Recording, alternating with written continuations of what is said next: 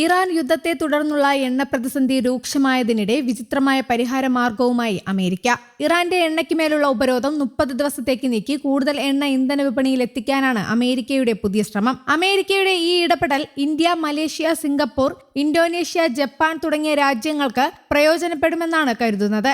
Iran ഊർജ്ജ കയറ്റുമതിയിൽ വർഷങ്ങളായി US ഉപരോധം നിലനിൽക്കുന്നുണ്ട്. ഉപരോധം കാരണം വിൽക്കാനാവാതെ കെട്ടിക്കിടക്കുന്ന ഇറാനിയൻ എണ്ണയ്ക്കുമേലുള്ള ഉപരോധം വെള്ളിയാഴ്ചയാണ് US ട്രഷറി വകുപ്പ് താൽക്കാലികമായി നീക്കിയത്.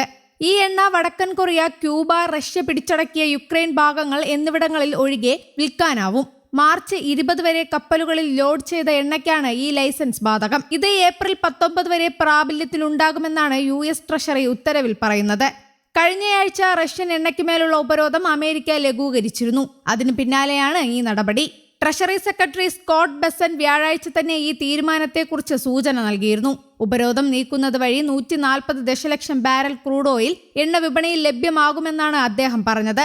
ഉപരോധം നീക്കുന്നത് കൊണ്ട് ഇറാന് വലിയ സാമ്പത്തിക നേട്ടമൊന്നും ലഭിക്കില്ലെന്ന് ബെസന്റ് എക്സ് പോസ്റ്റിൽ വ്യക്തമാക്കി.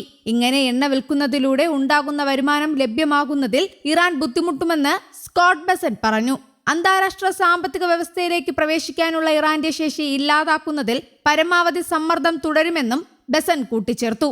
എന്നാൽ ഇറാൻ എണ്ണയുടെ ഉപരോധം നീക്കുന്നത് ഇന്ധന വിപണിയെ എത്രമാത്രം സഹായിക്കുമെന്ന കാര്യത്തിൽ അവ്യക്തതകളുണ്ട്. ഉപരോധം പരിമിതമായി നീക്കുന്നത് ആഗോള വിലയെ എങ്ങനെ ബാധിക്കുമെന്ന കാര്യത്തിൽ വ്യക്തതയില്ല. നിലവിൽ അമേരിക്കൻ ഉപരോധം വെട്ടിച്ച് എണ്ണയുടെ ഭൂരിഭാഗവും ഇറാൻ വിൽക്കുന്നത് ചൈനയ്ക്കാണ്. മാത്രമല്ല, കടലിലുള്ള ഇറാന്റെ ക്രൂഡ് ഓയിലിന്റെ ഭൂരിഭാഗവും ഇതിനകം വിറ്റതാണെന്നാണ് ഊർജ്ജ മേഖലയിലെ വിദഗ്ധർ കരുതുന്നത്. അതോടൊപ്പം അന്താരാഷ്ട്ര ബാങ്കുകൾ ഇറാൻ എണ്ണയുമായി ബന്ധപ്പെട്ട ഇടപാടുകൾ ഉടൻ സുഗമമാക്കുമോ എന്ന കാര്യത്തിലും ഉറപ്പില്ല. അതിനാൽ ഉപരോധം നീക്കിയാലും വിപണിയിലേക്ക് വലിയ തോതിൽ ഇറാൻ എണ്ണ എത്തില്ലെന്നാണ് സൂചന. അമേരിക്ക ഇറാനിൽ നിന്ന് എണ്ണ വാങ്ങാറില്ല. ഉപരോധം നീക്കാനുള്ള തീരുമാനം ആഗോള എണ്ണ വില കുറയ്ക്കാൻ ട്രംപ് ഭരണകൂടം ഏതറ്റം വരെയും പോകുമെന്നതിന്റെ സൂചനയാണ്. അമേരിക്കയിൽ ഇന്ധനവില കൂടി വരുന്നത് ഇടക്കാല തെരഞ്ഞെടുപ്പിൽ ട്രംപിനും റിപ്പബ്ലിക്കൻ പാർട്ടിക്കും വലിയ പ്രതിസന്ധി തീർക്കാനിടയുണ്ട്. ആഗോള വിപണിയിൽ എണ്ണവില കുതിച്ചുയരുന്ന സാഹചര്യത്തിലാണ് അമേരിക്കയുടെ ഈ നിർണായക നീക്കം. ഇന്ധനവിലക്കയറ്റം നിയന്ത്രിക്കാനും വിപണിയിൽ എണ്ണയുടെ ലഭ്യത ഉറപ്പുവരുത്താനുമാണ് ട്രഷറി ഡിപ്പാർട്ട്മെന്റ് ഇത്തരമൊരു അനുമതി നൽകിയത്. ഇറാനിൽ നിന്നുള്ള എണ്ണ വിപണിയിൽ എത്തുന്നതോടെ വിതരണത്തിലെ കുറവ് പരിഹരിക്കപ്പെടുമെന്നും ഇത് വില കുറയ്ക്കാൻ സഹായിക്കുമെന്നും US ഉദ്യോഗസ്ഥർ പ്രതീക്ഷിക്കുന്നു. ഒരു വശത്ത് ഇറാന്റെ മേൽ കടുത്ത നിയന്ത്രണങ്ങൾ ഏർപ്പെടുത്തുമ്പോഴും ആഭ്യന്തര വിപണിയിലെ എണ്ണവിലയും ആഗോള സാമ്പത്തിക സ്ഥിതിയും പരിഗണിച്ചാണ് ട്രംപ് ഭരണകൂടം ഇത്തരമൊരു താൽക്കാലിക ഉപരോധ ഇളവ് തീരുമാനമെടുത്തത്. യുദ്ധത്തെ തുടർന്ന് ആഗോള വിപണിയിൽ ഇപ്പോഴുണ്ടായിരിക്കുന്ന പ്രതിസന്ധി മറികടക്കാനുള്ള താൽക്കാലിക സംവിധാനം മാത്രമാണെന്ന് അധികൃതർ വ്യക്തമാക്കിയിട്ടുണ്ട്.